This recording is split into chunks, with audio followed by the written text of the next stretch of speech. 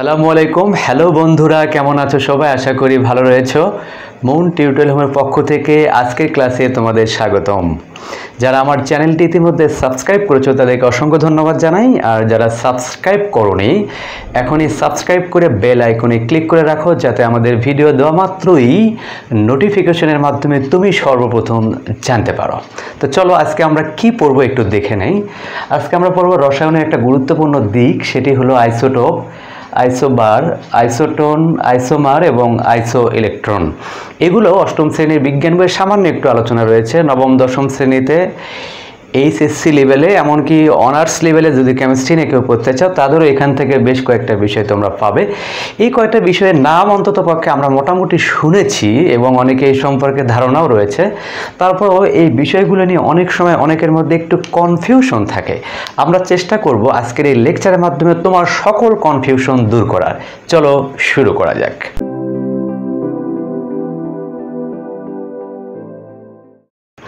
তা আমরা প্রথমে কথা বলবো আইসোটোপ নিয়ে। আইসোটোপ আমরা যারা অষ্টম শ্রেণীতেও পড়ে তাদের আইসোটোপ সম্পর্কে একটা ভালো ধারণা রয়েছে। তারপরে চলো আমরা একটু জানার চেষ্টা করি আইসোটোপ জিনিসটা কি। আসলে আইসোটোপ হলো একটা একই জাতীয় মৌলের যদি ভিন্ন ভরের পরমাণু হয় তখন তাদেরকে আমরা বলি পরস্পরের আইসোটোপ। অর্থাৎ যে সকল মৌলসমূহের প্রোটন সংখ্যা একই কিন্তু ভর সংখ্যা ভিন্ন। ভর ভিন্ন হওয়ার পিছনে কারণটা কি? যেহেতু প্রোটন এক, তার মানে নিউটন সংখ্যাটা আলাদা, তাদেরকে আমরা বলবো পরস্পরের আইসোটোপ। যেমন ধরো আমি যদি কার্বন নেই যার পারমাণবিক সংখ্যা 6 এবং ভর সংখ্যা 12, কার্বন আরেকটি রয়েছে যার পারমাণবিক সংখ্যা 6 কিন্তু পারমাণবিক ভর 14, তাহলে দেখো এটাও কার্বন এবং এটাও কার্বন এবং উভয়েরই প্রোটন সংখ্যা তথা পারমাণবিক সংখ্যা একই, কিন্তু একটির ভর 12 আর একটির ভর কত? 14। তাহলে একই মৌল কিন্তু তাদের ভর সংখ্যা কি ভিন্ন। তাহলে এই দুইটা মৌলকে বলা হবে পরস্পরের আইসোটোপ। তাহলে এই ভর সংখ্যা পার্থক্যের পিছনে কারণ কি? দেখো প্রোটন সংখ্যা একই আছে কিন্তু এর নিউটন সংখ্যা আছে 6টি আর এর নিউটন সংখ্যা রয়েছে হচ্ছে 8টি। তার মানে আমরা ইচ্ছে করলে আইসোটোপের এরকমও সংজ্ঞা দিতে পারি, যে সকল মৌলসমূহের প্রোটন সংখ্যা তথা পারমাণবিক সংখ্যা এক কিন্তু নিউটন সংখ্যা ভিন্ন তাদেরকে বলা হবে পরস্পরের আইসোটোপ। অর্থাৎ একই মৌলের ভিন্ন ভরের যদি পরমাণু হয় তাদেরকে আমরা বলবো কি? পরস্পরের আইসোটোপ। হতে পারে আমাদের এখানে লিখে রেখেছি আমরা, দেখো ক্লোরিন, ক্লোরিনের একটির ভর 35 আর একটির ভর আমরা লিখেছি কত? 37, কিন্তু এটাও ক্লোরিন পরমাণু এটাও ক্লোরিন পরমাণু আমরা দেখতেছি, কিন্তু এর ভর 35 এবং এর ভর কত? 37। তাহলে দুটাই যেহেতু ক্লোরিন কিন্তু দুইটার ভিন্ন ভিন্ন ভর, তাহলে এই দুইটা হবে পরস্পরের আইসোটোপ। আশা করি আইসোটোপ সম্পর্কে ভালো ধারণা তোমরা অলরেডি পেয়েছো, আর একটু কনফিউশনটাকে দূর করার চেষ্টা করলাম। এইবার আমরা চলে যাব আরেকটি গুরুত্বপূর্ণ বিষয় নিয়ে, সেটা হলো আইসোবার। এই আইসোবার নিয়ে আমরা একটু কথা বলতে চাই। আইসোবার হচ্ছে যে সকল মৌলসমূহের পারমাণবিক সংখ্যা ভিন্ন কিন্তু ভর সংখ্যা একই তাদেরকে আমরা বলবো পরস্পরের আইসোবার। তাহলে কি হলো? পারমাণবিক সংখ্যাটা হবে ভিন্ন কিন্তু ভর সংখ্যা হবে একই, তাদেরকে আমরা কি বলবো? পরস্পরের আইসোবার। যেমন ধরো আমি যদি এখানে নেই কার্বন 14 আর যদি নেই নাইট্রোজেন 14, তাহলে দেখো এই যে দুইটার পারমাণবিক ভর পরস্পর একই কিন্তু এদের পারমাণবিক সংখ্যাটা ভিন্ন, তার মানে এরা হবে পরস্পরের আইসোবার। অর্থাৎ আইসোটোপের ক্ষেত্রে দেখেছি মৌল হয়েছে একই কিন্তু ভর সংখ্যা হয়েছে ভিন্ন, অর্থাৎ একই জাতীয় মৌলগুলোই হবে পরস্পরের আইসোটোপ যদি তাদের ভর বা নিউটন সংখ্যা আলাদা হয়। আর আইসোবারের ক্ষেত্রে পরমাণু বা মৌলগুলো হবে ভিন্ন ভিন্ন, তার মানে তাদের পারমাণবিক সংখ্যাটাও হবে ভিন্ন কিন্তু ভর সংখ্যা হবে একই। তখন এই মৌলগুলোকে আমরা বলবো পরস্পরের আইসোবার। অথবা আমাদের যে কোনো একটা মৌল হতে পারে বা যে কোনো 2টা বা 3টা বা 4টা মৌল হতে পারে যাদের ভর যদি আমরা সবসময় একই রকম পাই তাহলে তাদেরকে আমরা বলবো কি? পরস্পরের আইসোবার। অর্থাৎ ভিন্ন ভিন্ন পরমাণু বা মৌলসমূহের ভর সংখ্যা যদি একই হয় তাহলে তারা হবে পরস্পরের আইসোবার। এইবার আমরা চলে যাব আইসোটোন নিয়ে। তা আইসোটোন জিনিসটা কি? আইসোটোন দেখো নামের মধ্যেই কিন্তু একটা ব্যাপার রয়েছে। আইসোটোন মানে নিউট্রন, একটা ব্যাপার এখানে কিন্তু চলে এসেছে, নিউট্রন। আইসোটোন হচ্ছে যদি দুটি ভিন্ন মৌলের বা দুটি ভিন্ন পরমাণুর নিউটন সংখ্যা যদি একই হয়, যদি দুটি ভিন্ন মৌল বা পরমাণু যদি নিউটন সংখ্যা একই হয়, তখন তাদেরকে আমরা বলবো পরস্পরের আইসোটোন। যেমন দেখো, আমি যদি সিলিকন নেই, সিলিকন 14 যার ভর হলো 30, নিলাম ফসফরাস 15 ভর হচ্ছে 31, নিলাম সালফার 16 ভর হলো 32। তো এইগুলোর দিকে যদি আমরা তাকাই, দেখো সবগুলোই ভিন্ন ভিন্ন পরমাণু বা ভিন্ন ভিন্ন মৌল। এইবার আমি যদি এর নিউটন সংখ্যা বের করি, দেখো 30 থেকে 15 বাদ দিলে কত হয়? 16। এখানে 31 থেকে যদি আমি 15 বাদ দিই তাহলে কত হয়? 16। এখানে যদি 32 থেকে 16 বাদ দিই তাহলে কত হয়? 16। তাহলে এই তিনটি মৌলেরই আমরা দেখতে পাচ্ছি ভিন্ন ভিন্ন মৌল হওয়া সত্ত্বেও তাদের নিউটন সংখ্যাটা একই, অর্থাৎ 16। তখন এই তিনটা মৌলকে বলা হবে পরস্পরের আইসোটোন। তাহলে আইসোটোনের ক্ষেত্রে অবশ্যই মৌলগুলো ভিন্ন ভিন্ন হবে, কিন্তু তাদের নিউটন সংখ্যাগুলো হবে পরস্পর সমান। তখন যদি 10টা মৌলের এরকম হয়, তাহলে 10টা মৌলকেই বলা হবে পরস্পরের আইসোটোন।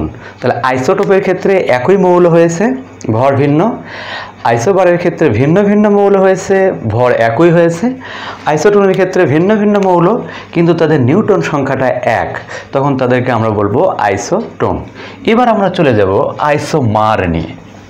এই আইসোমার নিয়ে আসলে কনফিউশনটা একটু বেশি, কারণ আইসোমারটা সাধারণত এসএসসি লেভেল বা 8 এসএসসি এমনকি ইন্টারমিডিয়েটেও এটা নিয়ে খুব ভালো যে একটা আলোচনা রয়েছে তাও নয়। এটা নিয়েই অনেকের মধ্যে আসলে একটু বেশি কনফিউশন থাকে, সেটা আমরা একটু চেষ্টা করছি দূর করার। আইসোমারটা হলো পারমাণবিক সংখ্যাও একই হবে, অর্থাৎ প্রোটন সংখ্যা এক হবে, ভর সংখ্যা একই হবে। তাহলে প্রোটন সংখ্যা এবং ভর সংখ্যা যদি একই হয়, তাহলে অবশ্যই নিউটন সংখ্যাটাও এক হবে, তার মানে একই মৌল। তাহলে একই মৌল তারা পরস্পরে আমরা বলবো হচ্ছে আইসোমার। কেমনে এটা? আসলে একই মৌলের, অর্থাৎ একই প্রোটন সংখ্যা এবং একই ভর সংখ্যা, এমনকি একই নিউটন সংখ্যা বিশিষ্ট মৌলসমূহের যদি নিউক্লিয়াসের শক্তি মাত্রার তথা তেজস্ক্রিয়তার পার্থক্য থাকে, বা নিউক্লিয় গঠনের একটু পার্থক্য থাকে, বা নিউক্লিয়াসের শক্তির যদি পার্থক্য থাকে, তখন তাদেরকে আমরা বলবো পরস্পরের আইসোমার। ব্যাপারটা আর একটু খোলাসা করার চেষ্টা করি তোমাদের সামনে। ধরো ব্রোমিন, তো ব্রোমিনটাকে আমরা সবাই চিনি। তো এই ব্রোমিন আমি লিখলাম 2টা ব্রোমিন, এখানে লেখার চেষ্টা করছি। দেখো, তাহলে এখানে এর পারমাণবিক সংখ্যাও 35, এর পারমাণবিক সংখ্যাও 35। দেখো এর ভর 82, এর ভরটাও কত? 82। তার মানে 2টা একই জাতীয় মৌল, তাদের প্রোটন সংখ্যা, তাদের নিউটন সংখ্যা, এমনকি তাদের ভর সংখ্যাও একই হবে, কিন্তু এদের নিউক্লিয়াসের শক্তি মাত্রা এবং একটু গঠনের সামান্য একটু পার্থক্য এবং তেজস্ক্রিয়তার একটা ধর্মের পার্থক্য রয়েছে। তখন আমরা তাদেরকে বলবো পরস্পরের আইসোমার, অর্থাৎ একই জাতীয় মৌলের পারমাণবিক সংখ্যা এবং ভর সংখ্যা এবং নিউটন সংখ্যা একই, কিন্তু তাদের যদি নিউক্লিয় শক্তির পার্থক্য হয়, তখন তাদেরকে আমরা বলবো পরস্পরের আইসোমার। এক্ষেত্রে যাদের শক্তি বেশি তাদের আমরা, এই যে ডান পাশে দেখো এম লিখেছি, তাহলে এটা সর্বোচ্চ শক্তি বা উচ্চ শক্তি রয়েছে এই ব্রোমিনে। আর যাদের আমরা জি লিখব তাদের বলবো আমরা নিম্ন শক্তি স্তরে রয়েছে, অর্থাৎ এই ব্রোমিনের শক্তি রয়েছে বেশি, এই ব্রোমিনের শক্তি রয়েছে কম। তখন এই দুটাকে বলা হবে পরস্পরের আইসোমার। তাহলে কী দাঁড়ালো? শেষ একটাই কথা কী দাঁড়ালো, যে একই জাতীয় মৌলের যদি নিউক্লিয় গঠনের পার্থক্যের কারণে তাদের শক্তি মাত্রা তথা তেজস্ক্রিয়তার পার্থক্য হয়, তখন এই মৌলগুলোকে বলা হবে পরস্পরের আইসোমার। আর যাদের ক্ষেত্রে উচ্চ শক্তি তাদের আমরা ভরের সাথে এম লিখি, আর যারা নিম্ন শক্তি তাদের ভরের সাথে আমরা লিখি হচ্ছে জি। এইবার আমরা চলে যাব আরেকটি গুরুত্বপূর্ণ কথা, আইসো ইলেকট্রন। হয়তো অনেকে এই নামটি শোনোনি, আবার অনেকে শুনেও থাকতে পারো। আইসো ইলেকট্রন, তার মানে ইলেকট্রন সংখ্যাটা সমান হবে। যে সকল পরমাণু বা আয়নের ইলেকট্রন সংখ্যা পরস্পর সমান হবে তাদেরকে বলা হবে আইসো ইলেকট্রন। যেমন দেখো এখানে আমরা লিখেছি লিথিয়াম, এখানে আমরা লিখেছি কি দেখো লিথিয়াম প্লাস আর বেরিলিয়াম 2+। তো এখানে একটু দেখার চেষ্টা করো, লিথিয়ামের ক্ষেত্রে আমরা একটা জিনিস জানি যে এর ইলেকট্রন থাকে 3টি, বেরিলিয়ামের ক্ষেত্রে আমরা জানি আর ইলেকট্রন থাকে 4টি, অর্থাৎ এর পারমাণবিক সংখ্যা 4 আর এর পারমাণবিক সংখ্যা 3। তাহলে এর ইলেকট্রন রয়েছে আমার 3টি, এর রয়েছে কয়টি? 4টি। লিথিয়াম যদি একটা ইলেকট্রন ত্যাগ করে তাহলে লিথিয়াম হয়ে যায় প্লাস, তখন লিথিয়ামের ইলেকট্রন হয়ে যায় 2টি। বেরিলিয়াম সাধারণত 2+ আয়ন গঠন করে, তাহলে এটি যদি 2টি ইলেকট্রন দান করে তখন এর ইলেকট্রন হয়ে যায় 2টি, তখন এদের ইলেকট্রন হবে পরস্পর সমান। তখন এই লিথিয়াম প্লাস আয়ন এবং বেরিলিয়াম 2+ আয়নকে বলা হবে পরস্পরের আইসো ইলেকট্রন। আশা করি একটু হলেও তোমাদের কনফিউশনগুলো দূর করতে পেরেছি। যদি এরপরেও কোনো প্রশ্ন থাকে অবশ্যই কমেন্টের মাধ্যমে জানাও, আমরা চেষ্টা করব পরবর্তীতে এই সমস্যা দূর করার। ভালো থাকো, সুস্থ থাকো, আল্লাহ হাফেজ।